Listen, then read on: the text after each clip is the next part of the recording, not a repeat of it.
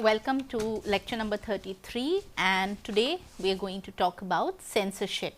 This is a very interesting way to understand media processes, and I am going to first draw from this interesting book titled Censorship in South Asia, Cultural Regulation from Sedition to Seduction, which is edited by Raminder Kaur and William Mazzarella, published in 2009.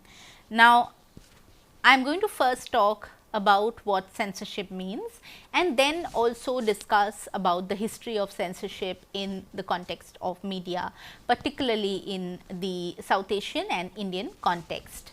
Now, censorship and debates on censorship, they are actually positioned in this kind of a contest between acceptability and what is not or unacceptable.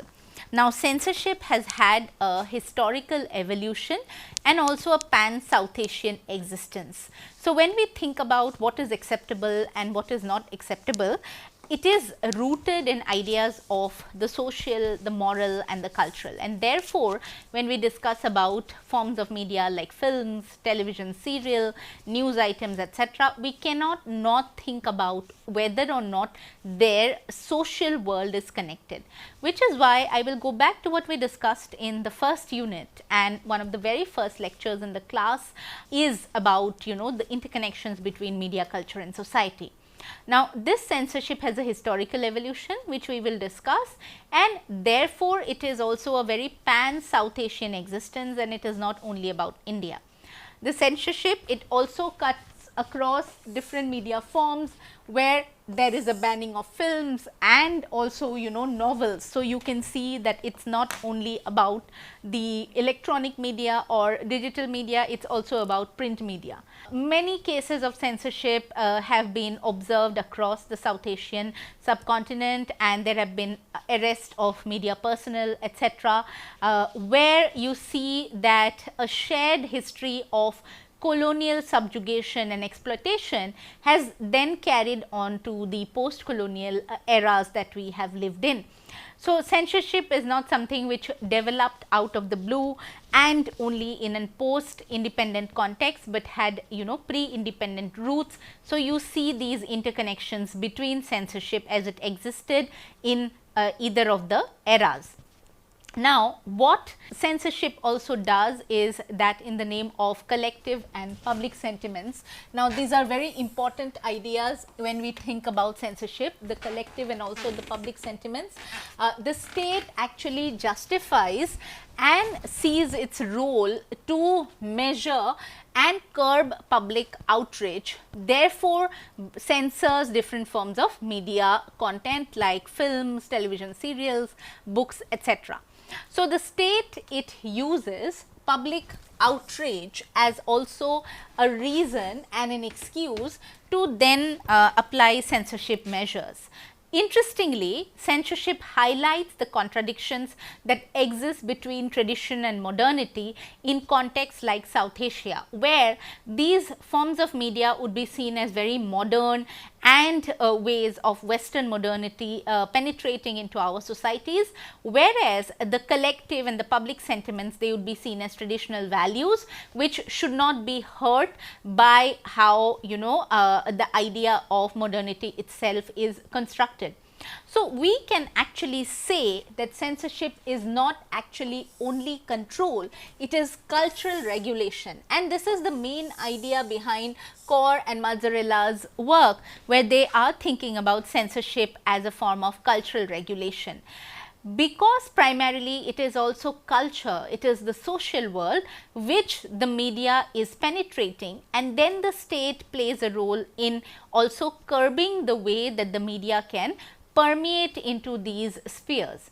Censorship seems designed to moderate the excessive force or perceived violence that very different kind of experiments in public cultural action may involve, as in the case of hate speech, obscenity or an incitement to communal violence. So, the state generally cites these concerns, hate speech, obscenity, communal harmony, etc., as reasons why it places curbs on certain media content, and in ways that these are also justified. Now, what we also see is that in this age of liberalization and proliferation of media, the singular centralized authority of how the government exercises film censorship, it is increasingly coming to be aided and supplemented by self-regulatory councils. So, what we have is that along with the government, we have self-regulatory councils. We also have professional advisory bodies such as the Advertising Standards Council of India and the Press Council, which play a role in censorship. Such independent organizations respond to and act upon public complaints against already circulating images and text. You see censorship at work not just by the state, but also by supported and aided bodies. But when it comes to the cinema, there has long been a sense that pre-censorship is necessary. The Government of India's Central Board of Film Certification, it retains the tradition established in 1920 when the first regional film censor boards were founded, where moving images are censored before they reach the viewing public. So, while in many cases you can file complaints after the media content has been aired, when it comes to films, the pre-released images themselves are first censored. Now, this censorship is exercised by the Government of India's Central Board of Film Certification, which plays a role in deciding how and what content could be viewed by people. So, there are also several ways in which audience is regulated.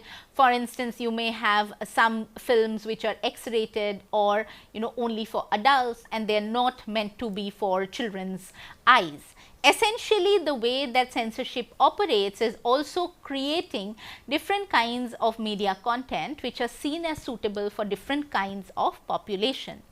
Now, censorship, it not only legitimizes discourses by allowing them to circulate, but is itself part of a performance, a simulation in which censorship can function as a trope to be put on show.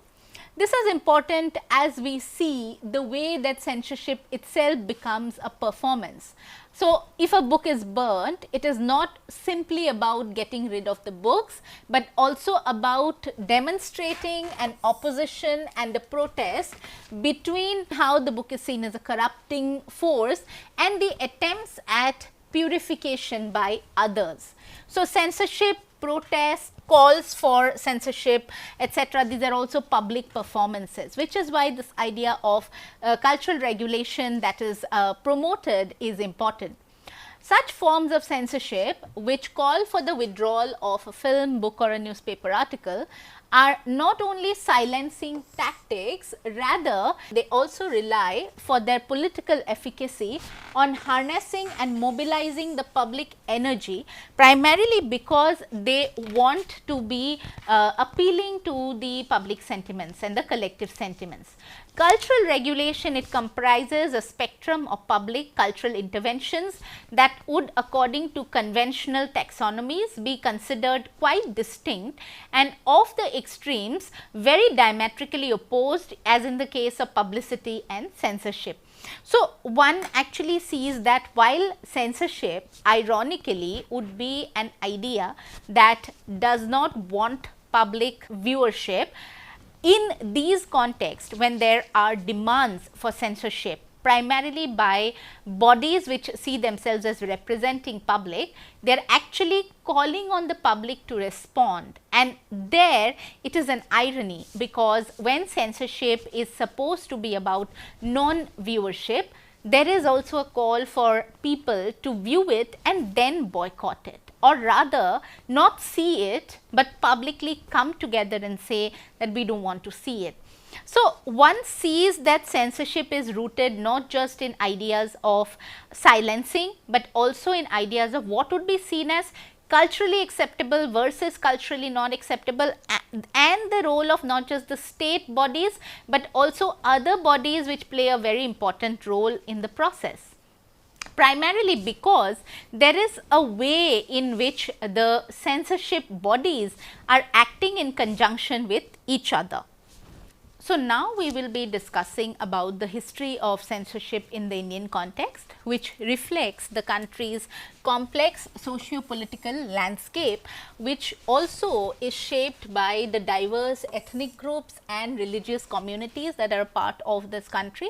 And from ancient times, rulers have suppressed dissent, which is a trend that intensified during the British colonial rule, and we had very stringent laws controlling the press, and there were penalties for criticizing the colonial rulers. Notable acts from this period include the Gagging Act of 1857 and the Press and Registration of Books Act of 1867, which laid the groundwork for modern censorship practices.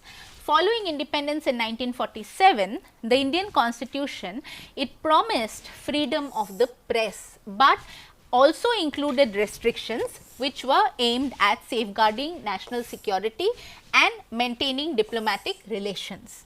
Over the decades, various laws including the Defence of India Act and the Maintenance of the Internal Security Act, they have further empowered the government to censor media.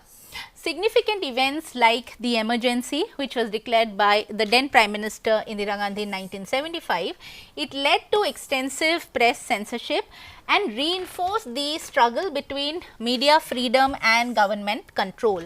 In contemporary India, while print media has gained some autonomy, television and films, they continue to face strict regulations with ongoing debates about censorship, indicative of the country's vibrant but at the same time very contentious discourse on freedom of expression. As you can see, when we think about contemporary India and this debate on censorship, we also have to think about the history associated with it. Now, during Britain's long period of rule, it hardly mattered whether newspapers were published by Indians or British nationals. Colonial authorities then never hesitated to punish publications which criticized British rule, and one of the earliest censorship incidents that occurred in 1780 after India's first officially recognized modern newspaper, the Bengal Gazette, which you may have read about in your history classes at school. Also known as the Calcutta General Advertiser or Hickey's Gazette, it published an article which attacked the wife of Governor General Warren Hastings, and the government had the press types confiscated and the newspaper's postal privileges were removed, and James Hickey, the paper's publisher, was fined and jailed. Thereafter, the British regime, it embarked on regulating the press. It realized that the press should not be given free will. The first of a number of censorship laws enacted in 1799, it required the pre-approval of publication from the government secretariat. Licenses for publishing newspapers were mandated by the regulation of the Press Ordinance of 1823, which promulgated by the acting Governor General John Adam, and the first law regulating the establishment of printing presses, it was popularly known as the Gagging Act of 1857, as I had mentioned earlier. It came in the wake of the great mutiny of Indian soldiers that year, which also we are familiar with and part of our history.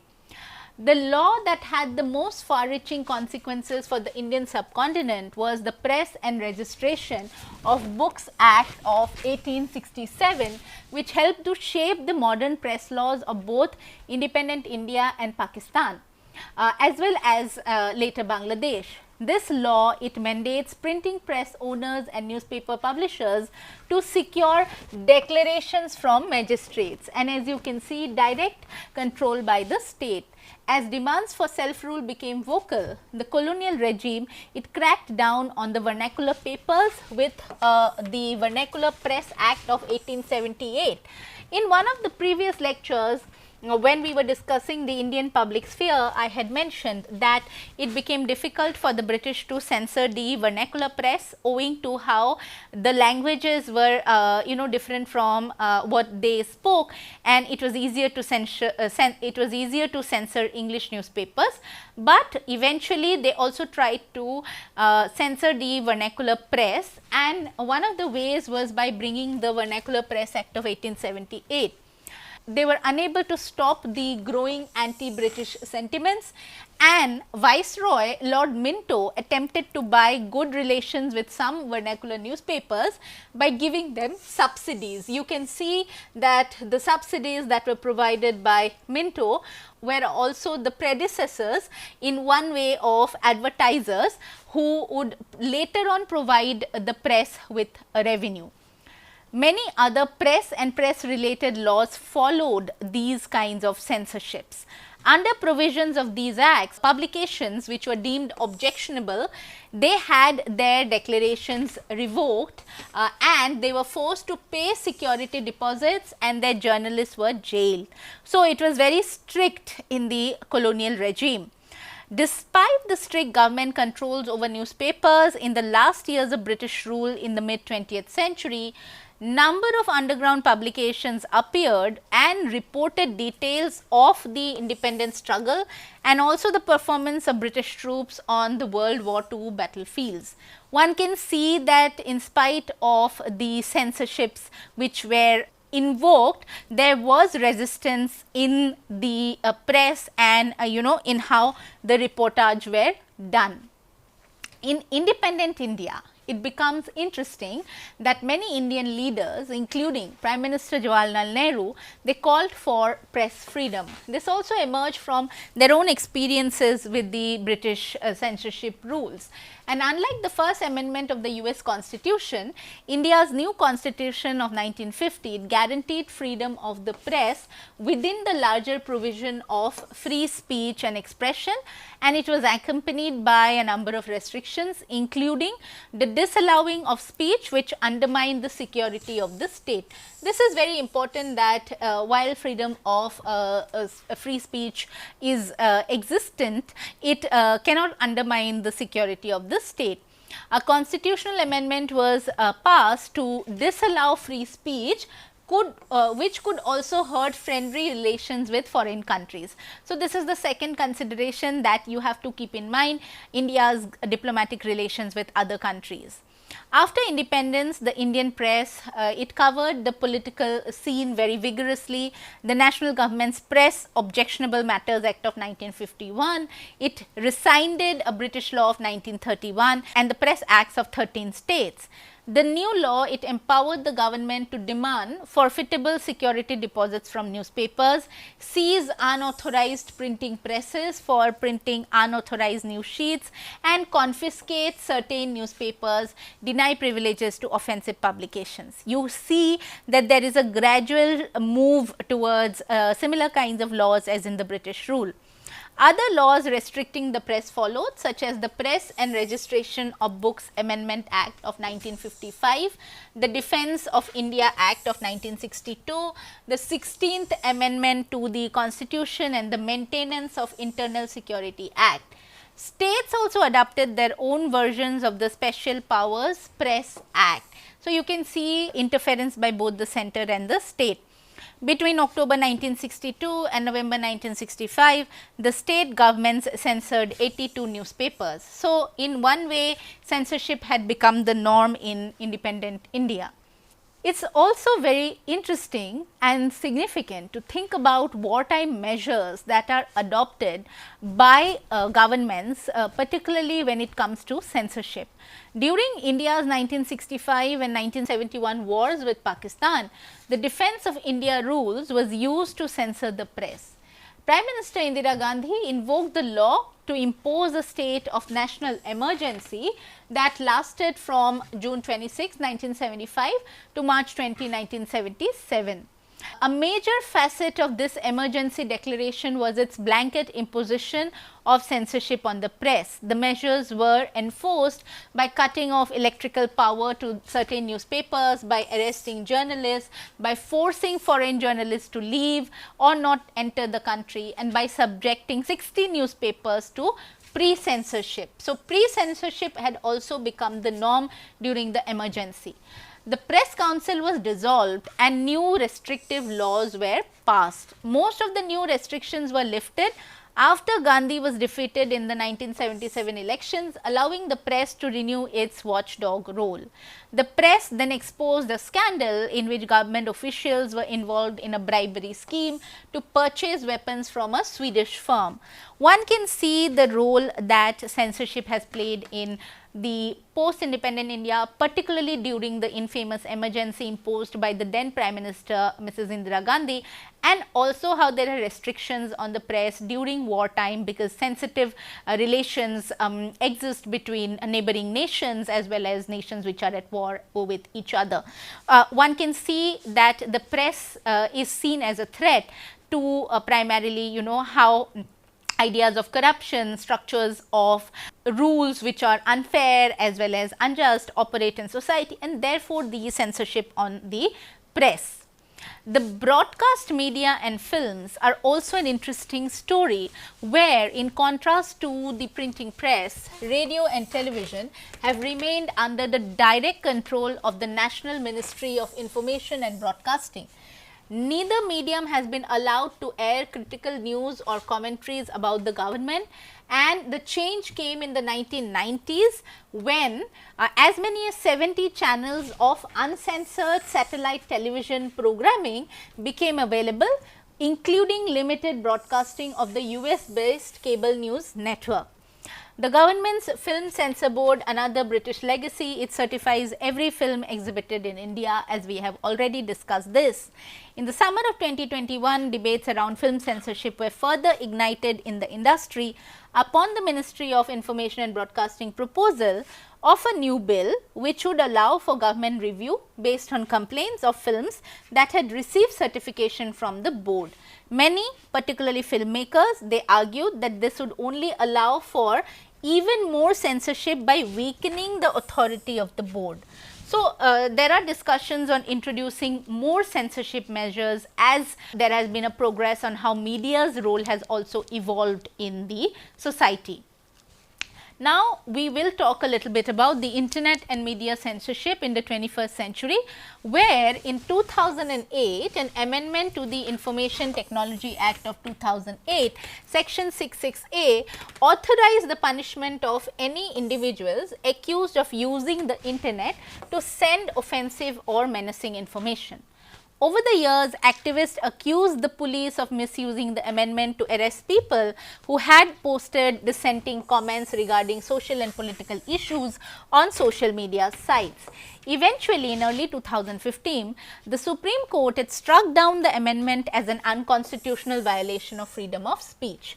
However, concerns about the government's encroachment of freedom of expression through censorship increased later that year following some incidents, and within 1 week the government required internet service providers to block more than 850 pornography sites and threatened to revoke the licenses of 3 television networks for allegedly having jeopardized the integrity of the country's judicial system. As you can see, the debates and battles around censorship, they continue to be revolved around issues which are connected with culture, nation security, judiciary, and how the state's role is written or discussed. Interestingly, by the beginning of the 2020s, international and national critiques concerns about internet censorship by the Indian government had continued, and it follows the release of a new set of comprehensive information technology rules in February 2021. Many took issue with the timing of the release as it occurred during a period of high profile protests by the farmers, which had led to also controversial responses by the government and later withdrawal of the farm laws, and it included orders for social media companies to remove or block posts which were critical in nature. The rules had been under consideration and drafting for some time. Many contended that the rules, many of which were perceived as granting more power to the government rather than social media companies for content removal decisions and directives, were dangerously authoritarian, and it created a path for digital censorship, including self-censorship by individuals. And as of the summer of 2021, a number of legal challenges against these rules had already started. That same year, the government controversially directed social media platforms to take down posts which were critical of the government's handling of the coronavirus disease in 2019, of the government's handling of the COVID-19 pandemic, arguing that they misrepresented information. In a way, what one sees is that with the internet and digital media, the way that governments have also started interfering in censoring information is something which is also a feature of digital media, where they see it as a site to create further censoring and other kinds of regulations. Interestingly, while in this lecture we have concentrated on censorship in South Asia as a cultural regulation, we have also looked at the history in the Indian context, and as it can be seen, many of the censorship rules that we have has had a colonial legacy. So, what one can also see is that censorship has been there in almost every decade of post-independent India, and all governments have dealt with the press, the television, the films and all forms of mass media, including the internet, in multiple ways, but very wary of the mass media's role as a watchdog, which is why the desire to also carry forth censorship rules.